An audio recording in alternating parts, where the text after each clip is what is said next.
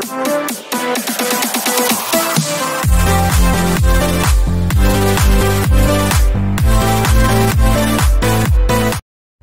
Angkahas mga kaibigan, panalo sa kanyang huling laban sa US mga kapatid. Well, panalo siya via unanimous decision mga kaibigan.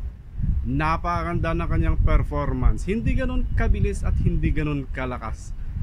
Pero tapado at saka kontrolado ang kanyang galaw mga kaibigan. Hindi na tulad dati na parang stiff ang kanyang katawan at mahina siya. Ngayon, komportable na siya sa kanyang huling laban. Well, panoorin natin ang highlights ng kanyang video.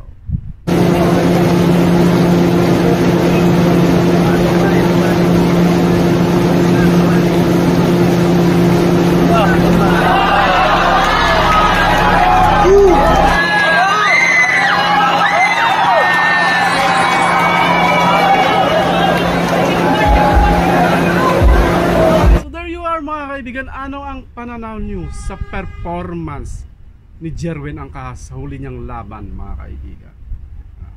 May chance ba siyang maging champion ulit?